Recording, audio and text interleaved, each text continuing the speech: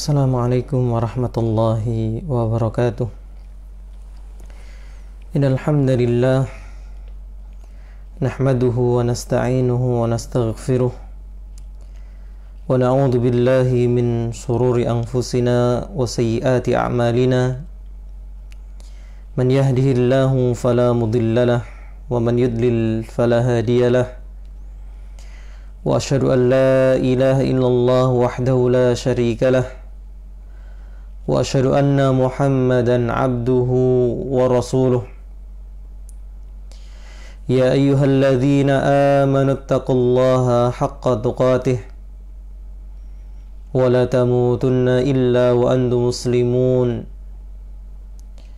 Ya ayyuhan nasu taqu rabbakumul ladzi khalaqakum min nafsin wahidah wa khalaqa minha zawjaha وبث منهما رجالا كثيرا ونساء واتقوا الله الذي تساءلون به والأرحام إن الله كان عليكم رقيبا يا أيها الذين آمنوا اتقوا الله وقولوا قولا سديدا يصلح لكم أعمالكم ويغفر لكم ذنوبكم ومن يطع الله ورسوله فقد فاز فوزا عظيما. أما بعد فإن أصدق الحديث كتاب الله وخير الهدي هدي محمد صلى الله عليه وعلى آله وسلم وشر الأمور محدثاتها وكل محدثة بدعة وكل بدعة ضلالة wa kullu dhalalatin finnar. Ikhwati fid din rahimani wa rahimakumullah. Alhamdulillah, kembali kita mengajak untuk selalu bersyukur atas nikmat Allah Subhanahu wa taala.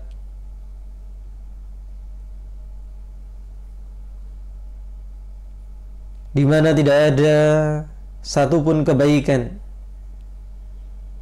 yang kita rasakan secara zahir maupun secara batin kecuali semuanya datang dari Allah Subhanahu wa ta'ala. Maka seorang hamba yang meyakini, mengimani hal ini sudah selayaknya lisannya selalu basah dengan zikir,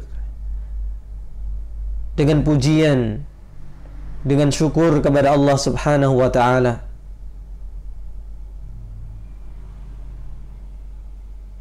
Kemudian salawat dan salam semoga selalu terlimpah tercurah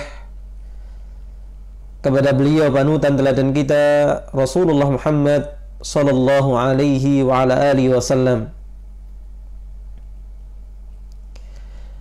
Kaum muslimin rahimakumullah,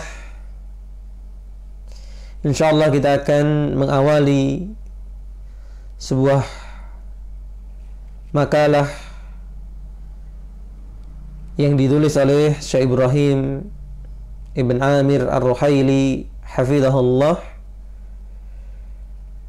yang memberikan nasihat kepada kita setelah kita melalui bulan Ramadan, yang semoga Allah menerima kebaikan-kebaikan yang kita lakukan, mengampuni dosa-dosa dan kekurangan kita.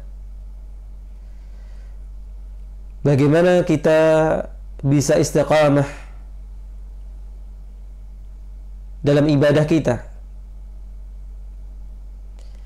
Jangan sampai kita termasuk yang disebutkan oleh Al-Imam Ibnu Qayyim rahimahullah ta'ala seburuk-buruk orang yang hanya mengenal Rabbnya di kala Ramadan saja. Bahkan sering kita sampaikan, yang seperti ini seakan dia punya dua Tuhan. Tuhan yang dia sembah di bulan Ramadan seakan Tuhan yang menakutkan, sehingga di bulan Ramadan dia penuh ketaatan, dia takut berbuat maksiat.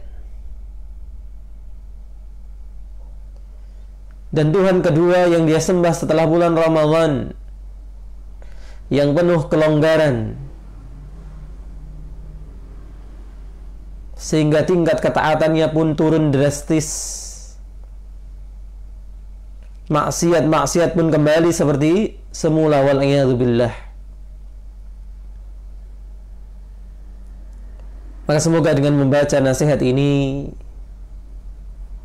saya khususnya dan kita semua bisa diberikan keistiqamahan selalu dalam ketaatan, selalu dimudahkan untuk menjauhi kemaksiatan, sehingga kita mendapatkan keselamatan di dunia sebelum keselamatan yang hakiki kelak di akhirat. Allahumma amin.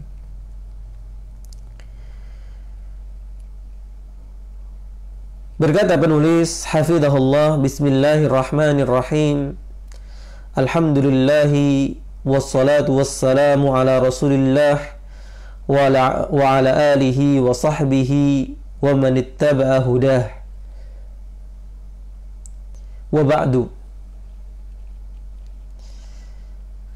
Setelah beliau mengawali dengan basmalah, memuji Allah subhanahu wa ta'ala, bersalawat kepada Rasulnya sallallahu alaihi wasallam, beliau mengatakan, fahadihi wasaya mukhtasaratun mufidatun. Maka ini adalah wasiat-wasiat ringkas yang berfaedah fi fiqhi ta'abbudi lillahi,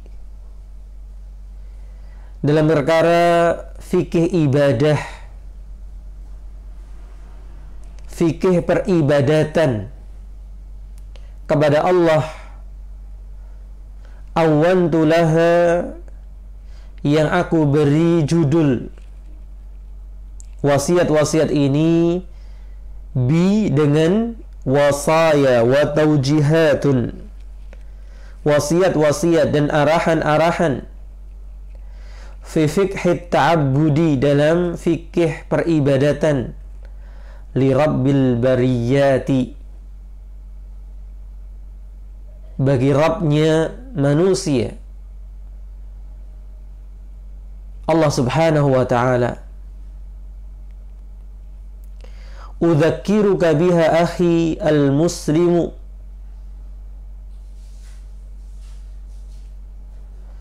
udzakiruka biha akhi al-muslima fi hitami hadha ash-shahr al-karim, shahr Ramadan al-mubarak, mahabbatan wa nushan. Yang aku mengingatkan engkau dengan makalah ini, dengan wasiat ini, saudaraku muslim, di penghujung, di penutup bulan yang mulia ini. Ini ditulis beberapa waktu yang lalu, yaitu bulan Ramadan yang penuh keberkahan. Mahabbatan wa nushan, sebagai bentuk cinta dan nasihat. Dan ini yang sering kita ingatkan pula. Ketika kita diingatkan orang lain, kita dinasihati orang lain, itu membuktikan orang lain masih cinta kepada kita, orang lain masih peduli kepada kita, orang lain ingin perubahan dan perbaikan pada diri kita. La'allallaha an yanfa'ani wa iyyaka biha, semoga Allah memberikan manfaat untuk diriku, demikian pula dirimu, dengan nasihat-nasihat ini.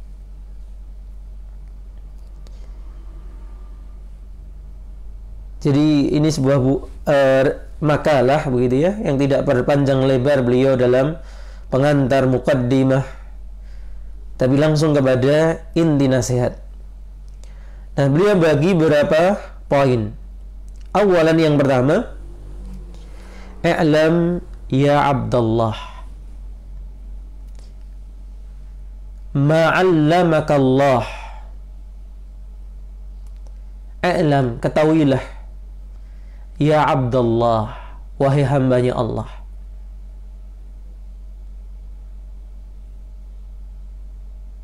Di sini kita diingatkan hakikat diri kita. Kita ini hambanya Allah. Dan Allah telah mengajarkan kepada kita, ma'allamaka Allahu, apa yang telah Allah ajarkan kepadamu. Jadi dalam kedudukan kita sebagai hamba. Hamba, apa itu hamba? Budak. Di mana budak tidak ada pilihan kecuali menuruti pemiliknya.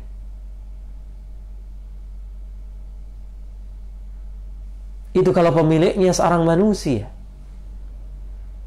Apalagi ini adalah Rabb, pencipta kita, penguasa kita, dan yang mengatur segala urusan kita,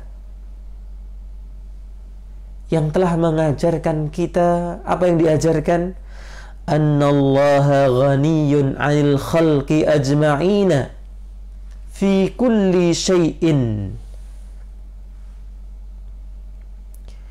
bahwasannya Allah, pemilik kita, pencipta kita, yang mengatur segala urusan kita, ghaniyun, maha kaya, yang tidak membutuhkan anil khalqi ajma'ina, dari para makhluknya keseluruhan. Allah tidak butuh kepada langit dan bumi. Allah tidak butuh kepada arsy. Allah tidak butuh kepada malaikat-malaikat. Terlebih pada kita. Fi kulli syai'in, pada segala sesuatu. Apapun urusannya, Allah tidak pernah butuh kepada makhluknya. Sebaliknya, wa annal khalqa kullahum fuqara'un ilaihi ta'ala fi kulli syai'in.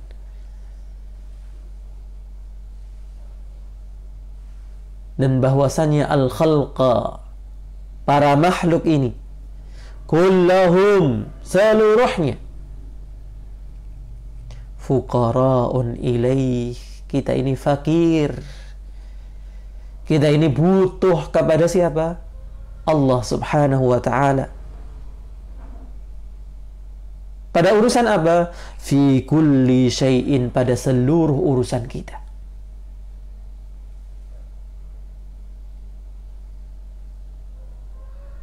Untuk kita bisa tidur dengan nyenyak, kita butuh Allah subhanahu wa ta'ala.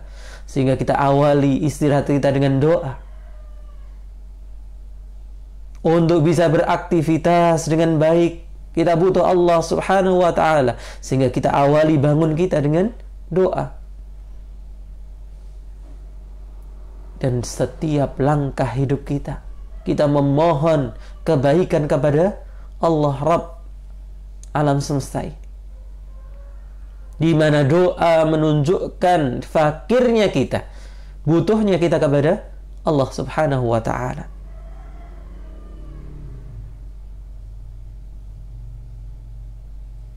Allah mengatakan dalam surat Fatir ayat 15, ya ayyuhan nasu antumul fuqara'u ilallah,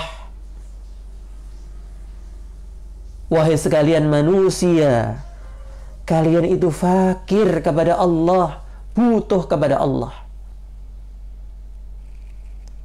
Sebaliknya, wallahu huwal ghaniyul hamidu,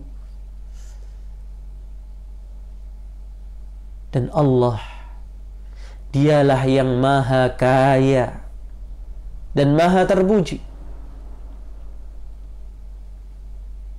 Sering kita bertemu dengan ayat ini dalam kajian-kajian. Allah mengingatkan kepada kita bahwa dirinya maha kaya dan maha terpuji. Allah tidak butuh kepada kita, dan Allah tetap terpuji meskipun kita tidak mengakui itu. Meskipun manusia tidak mau memuji Allah, Allah sudah terpuji. Berbeda dengan diri kita. Diri kita dikatakan terpuji kalau ada yang memuji. Sedangkan Allah tidak butuh kepada pujian manusia. Karena Allah sudah maha terpuji.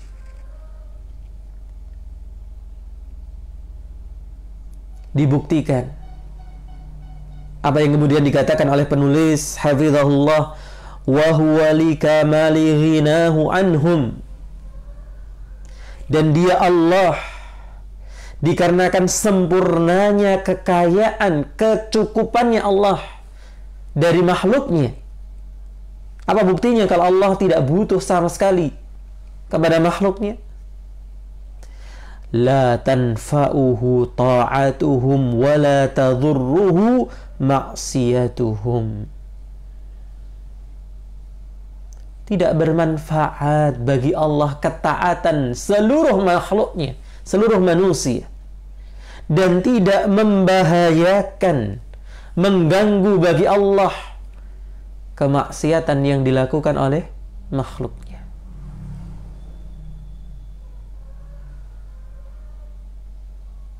Apa hal terbaik yang bisa kita berikan dalam penghambaan kita kepada Allah?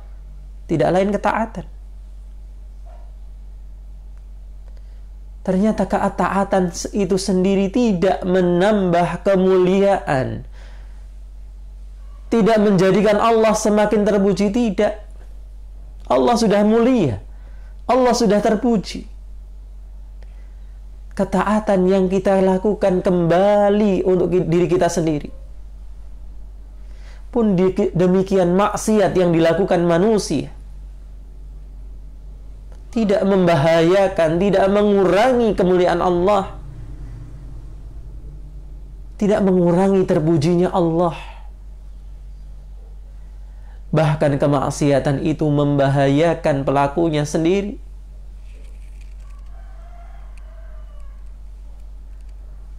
Hal itu disebutkan oleh Allah Subhanahu wa ta'ala dalam hadis qudsi. Sebuah hadis yang panjang yang diawali dengan informasi yang menggembirakan bahwa Allah tidak akan berbuat zalim kepada hambanya. Ya ibadi inni haramtu zulma ala nafsi. Wahai para hambaku, sesungguhnya aku telah mengharamkan kezaliman atas diriku. Sampai pada kalimat Allah mengatakan, ya ibadi innakum lan tablughu dhurri fatadurruni walan tablughu naf'i fatanfa'uni. Wahai para hambaku, kalian tidak akan pernah bisa menyakitiku sehingga kalian menyakitiku.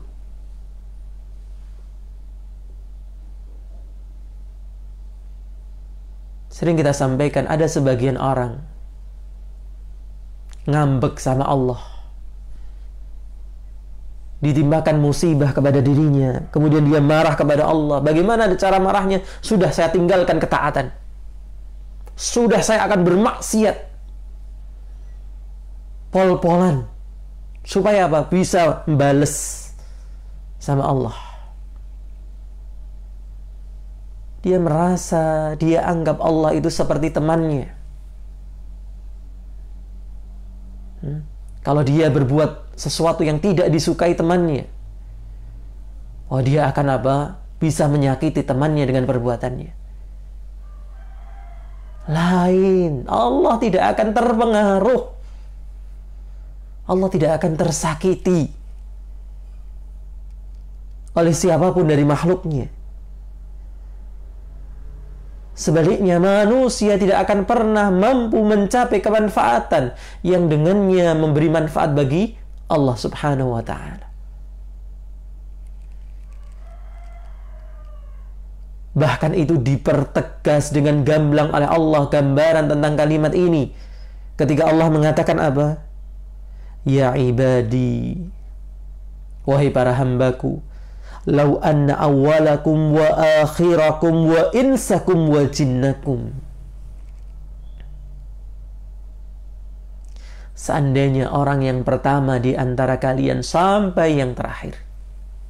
Berapa jumlahnya? Wallahu a'lam. Sekarang yang hidup saja sekitar 6 miliar. Berapa yang sudah meninggal? Berapa yang akan lahir lagi? Baru manusianya, ditambah jin, kata Allah. Kalau total manusia dan jin tadi ya, dari yang pertama sampai yang terakhir, kanu ala atqa qalbi rajulin wahidin minkum. Mereka semua berada dalam hati orang yang paling bertakwa di antara kalian. Kualitas iman ketakwaannya sama semua. Dan sama dalam tingkat yang paling tinggi. Hatinya semua seperti hatinya Nabi Muhammad SAW. Apa kata Allah? Ma zada dzalika fi mulki syai'a. Tidaklah menambah itu semua dalam kekuasaanku sedikit pun. Allah sudah maha kuasa. Sudah sampai pada puncak kekuasaan, tidak butuh tambahan. Sehingga kalau kita berbuat ketaatan, kebaikan, punya peran dalam dakwah, punya peran dalam ibadah, jangan pernah merasa berjasa kepada Allah. Tapi kita sedang menanamkan jasa itu untuk diri kita sendiri. Diri kitalah yang akan memanen ketaatan itu. Bukan yang lain. Apalagi Allah. Sebaliknya kemudian Allah memperingatkan. Ya ibadi. Wahai para hambaku. Lau anna awwalakum wa akhirakum wa insakum wa jinnakum. Sama Allah katakan. Seandainya manusia yang paling pertama sampai yang terakhir, ditambah dengan jinnya, kanu ala afjari qalbi rajulin wahidin minkum. Ini ya. Mungkin ada kurang ketik di sini. Mereka semua dalam keadaan apa? Seburuk-buruk hati orang di antara kalian. Na'udzubillah min dzalik. Seluruhnya hatinya seperti iblis. Apa kata Allah?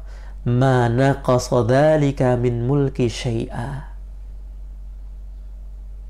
Itu tidak akan mengurangi kekuasaanku, kerajaanku sedikit pun, kata Allah.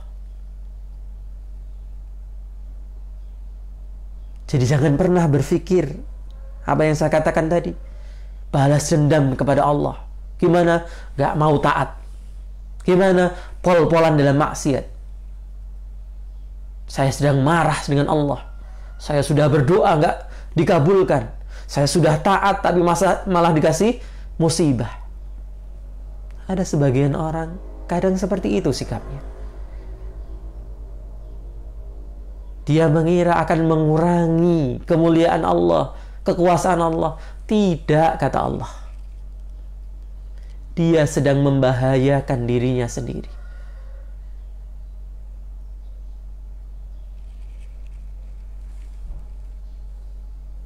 Kemudian beliau penulis mengingatkan, "Tsumma huwa li karamihi wa judihi wa ihsanihi laka ya Abdullah yafrahu bi taubatika a'zama min farahir rajuli." Kemudian dia, yaitu Allah, di mana Allah tidak mengambil manfaat dari ketaatan kita dan tidak berbahaya baginya kemaksiatan kita. Tapi Dia Allah karena kemuliaannya,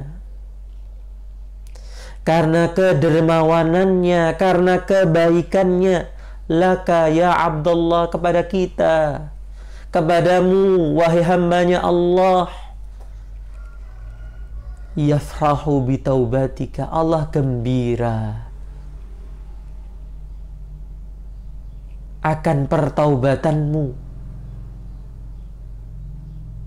Kalau kita gembira biasanya mendapatkan sesuatu yang manfaat atau selamat dari sesuatu yang bahaya.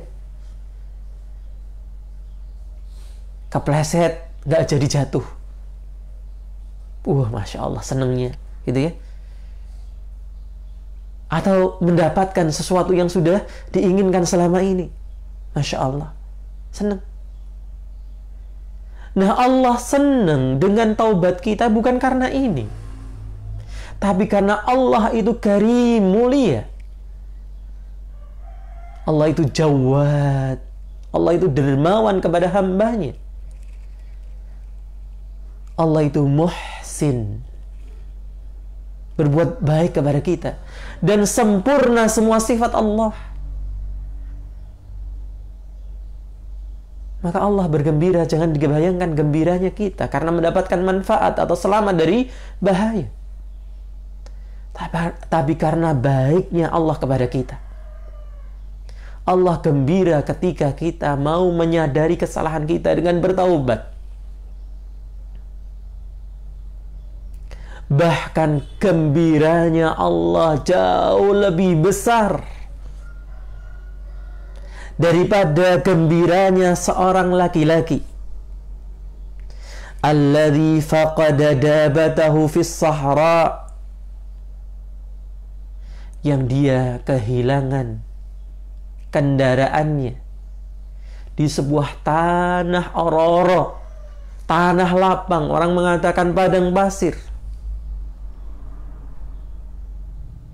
Wa 'alaiha mata'uhu wa ta'amuhu wa syarabuhu, padahal di atas kendaraannya tadi barang-barangnya, makanannya, minumannya. Lari kendaraan tadi, lepas darinya. Falamma ayyasa minha idza huwa biha qa'imatun 'indahu. Setelah putus asa mencari kemana larinya kuda atau onta tadi,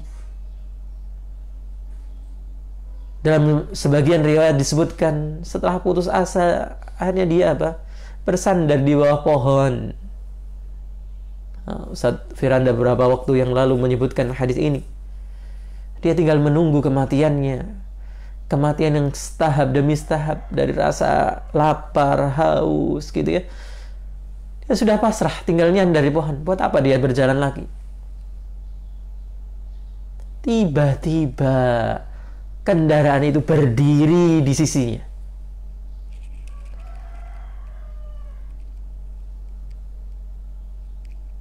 Beberapa kali dalam beberapa pertemuan saya berikan ilustrasi, gitu ya. Mungkin ilustrasi ini terlalu jauh dengan keadaan kita. Kita mau ke stasiun, gitu ya. Sudah mepet waktunya. Karena kadang kita, apalagi sekarang mungkin harus nggak boleh antri, begitu ya. Nah, kita paskan waktunya. Ternyata mau berangkat, kontak kendaraan dicari nggak ada. Sudah lemes sudah. Tiket 500.000 mungkin hangus. 500.000 kali berapa orang, sudah lemes. Begitu duduk ternyata nyelip di bawah bangku, kerasa gitu, ini apa, ganjel. Dilihat kontak, gimana rasanya? Gembira luar biasa. Gak jadi telat berangkat, gak jadi kehilangan duit sekian ratus ribu. Nah, ini orang ini gak jadi mati.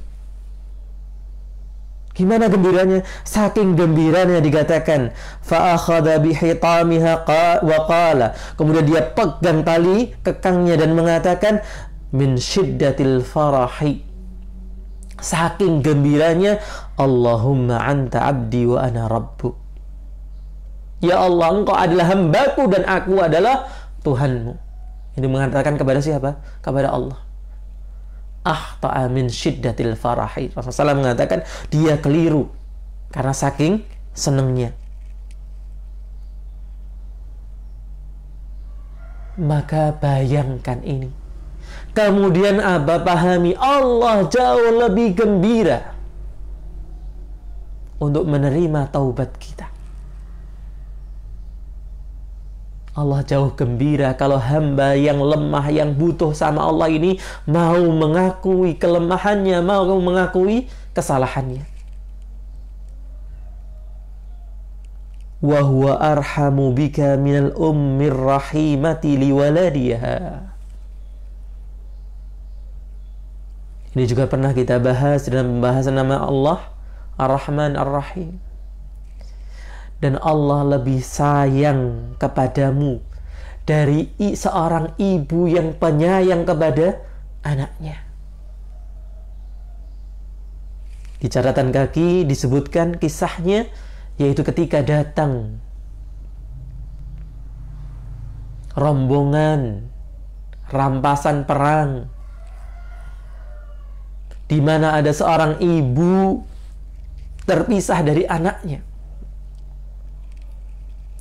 Maka dia lari ke sana kemari, memegang setiap bayi yang dia temui, dia susui. Barangkali dia akan menemukan anaknya yang terpisah tadi. Kemudian Rasulullah SAW mengatakan kepada para sahabatnya, Atarawna hadhi tarihatan waladaha finnar. Apa pendapat kalian? Apakah mungkin seorang ibu yang penuh kasih sayang seperti ini, yang sedang kehilangan anaknya seperti ini, kalau dia menemukan anaknya kemudian dia akan tega melemparkan anaknya ke dalam api?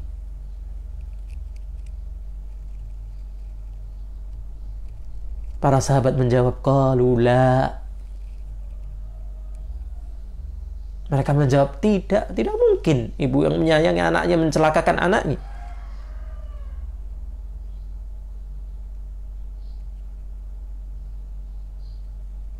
Wahia takdiru ala an la tatrahuha.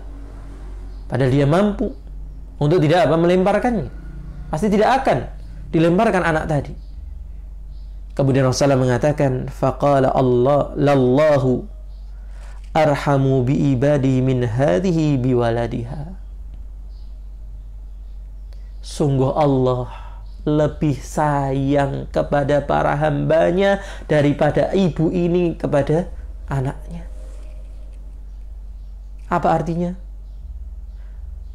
Allah lebih tidak ingin kita jatuh dalam siksanya, dalam api nerakanya. Allah Akbar.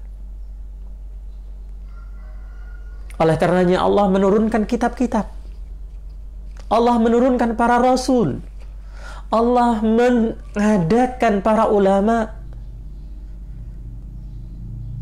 untuk memberi peringatan kepada kita, untuk menyelamatkan kita agar kita tidak masuk dalam neraka. Tapi manusialah yang seringkali ngeyel, bandel, sudah disayangi,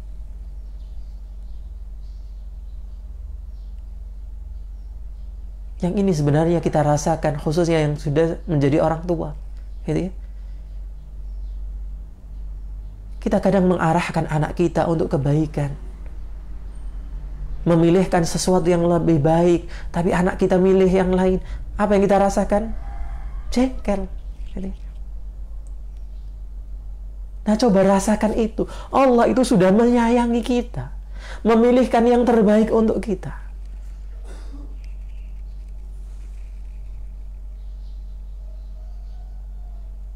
Tapi kita seringkali memilih yang lain. Maka beliau katakan, falima hadzal farahu min rabbika bitaubatika. Maka kenapa kegembiraan yang datang dari Rabbmu ini akan pertaubatanmu? Walima hadhihi rahmatu min khaliqika bika. Dan kenapa kasih sayang yang besar ini dari penciptamu terhadap dirimu?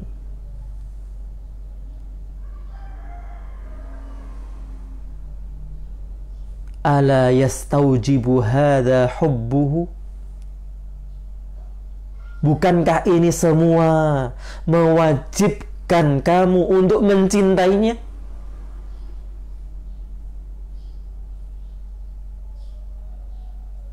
Kalau ada orang memberikan perhatian, sedikit perhatian kepada kita, kita sudah jatuh cinta kepadanya. Kita sudah menyukainya. Apalagi ini seluruh perhatian Allah diberikan kepada kita. Bukan hanya sedikit perhatian, bukan sedikit kasih sayang. Mahabbatan azimatan. Cinta yang begitu besar seharusnya yang kita berikan kepada Allah. Yang apa bukti dari cinta besar itu? Tusmirul inqiyadat tama li syar'ihi, yang akan membuahkan ketundukan sempurna terhadap syariatnya. Wal imtithalal kamila li ta'atihi, dan kita mampu menunaikan dengan lengkap akan ketaatan kepadanya. Wa syukral mutawasila li ihsanihi, dan rasa syukur yang terus menerus akan kebaikan Allah kepada kita. Wa ta'zimahu ta'ziman balighan, dan kita pun bisa mengagungkan Allah, menghormatinya pengagungan yang puncak. Yaqtadil intihaa kulliyya, yang itu akan berkonsekuensi apa? Pada selesainya kita secara keseluruhan, berhentinya kita secara keseluruhan an maksiyatihi, dari berbuat maksiat kepadanya.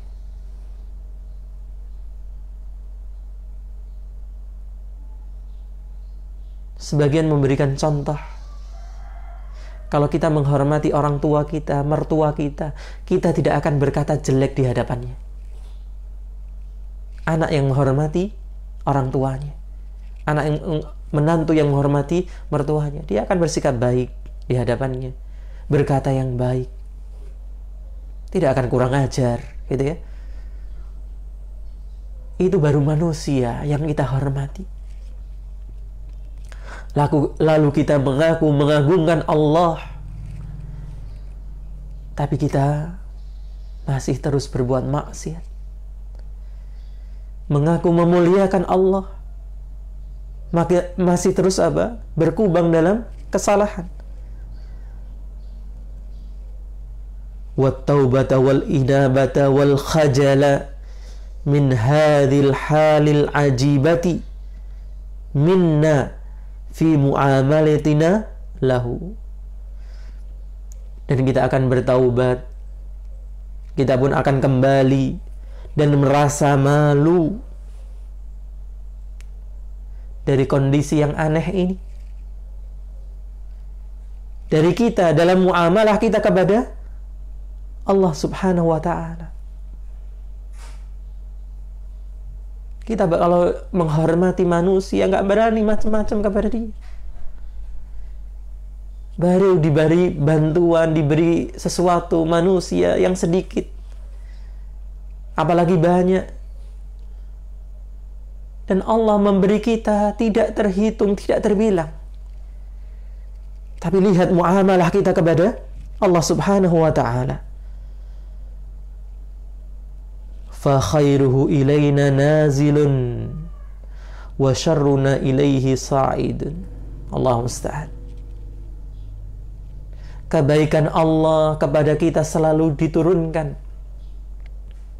Sebaliknya keburukan kita yang selalu naik dilaporkan kepada Allah. Nasallahu al-afiyah.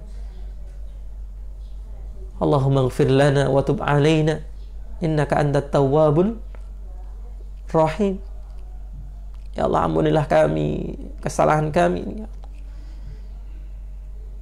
Engkau selalu berbuat baik, sedangkan kami selalu berbuat keburukan kepadamu, ya Allah. Ya tawaddadu lana bil khairati wan ni'ami.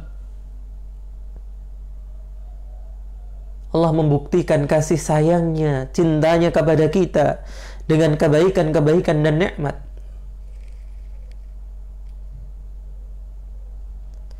Wa natabaghadu ilaihi bil ma'asi wal bid'ah.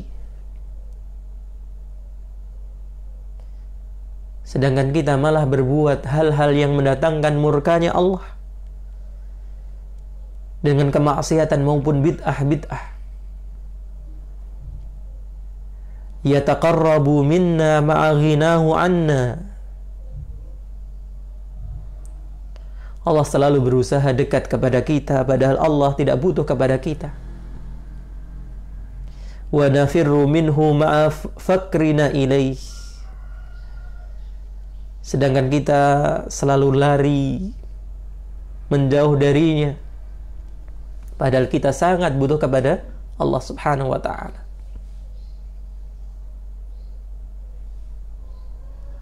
Yafrahu bitaubatina wa ta'atina. Allah itu gembira dengan taubat kita dan ketaatan kita. Wala nahzan li ma'siyatihi wa sakhatihi. Sayangnya kita tidak pernah bersedih, tidak pernah menangisi maksiat yang kita lakukan, murka yang kita jadikan kepada Allah Subhanahu wa ta'ala. Allahumma musta'an.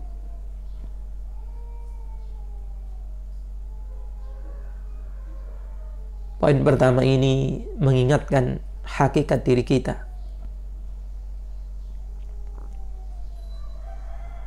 bahwa kita hamba yang sangat butuh kepada Allah,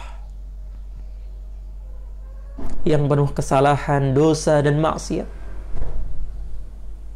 Sedangkan Allah begitu sayangnya kepada kita, yang Allah tidak butuh sama sekali kepada kita. Maka inilah yang seharusnya melandasi ibadah kita kepada Allah. Inilah yang melandasi ketaatan kita kepadanya. Dan ketika kita selalu mengingat hakikat ini akan menjadi bahan bakar yang luar biasa dalam aktivitas kita ibadah kepada Allah Subhanahu wa ta'ala. Semoga Allah memudahkan kita semua mengingat hakikat ini, saling mengingatkan, saling memperbarui niat, memperbarui taubat kita, menambahkan ketaatan kita kepada Allah Subhanahu wa ta'ala. Allahumma amin. Ini dulu yang bisa kita bacakan kesempatan pagi hari ini, satu poin dari nasihat beliau. Semoga Allah memberikan keistiqamahan kepada kita, menjaga kita di atas hidayahnya. Subhanakallahumma wa bihamdika asyhadu an la ilaha illa anta astaghfiruka wa atubu ilaik. Kurang dan lebihnya saya mohon maaf. Subhanakallah. Kita cukupkan. Assalamualaikum warahmatullahi wabarakatuh.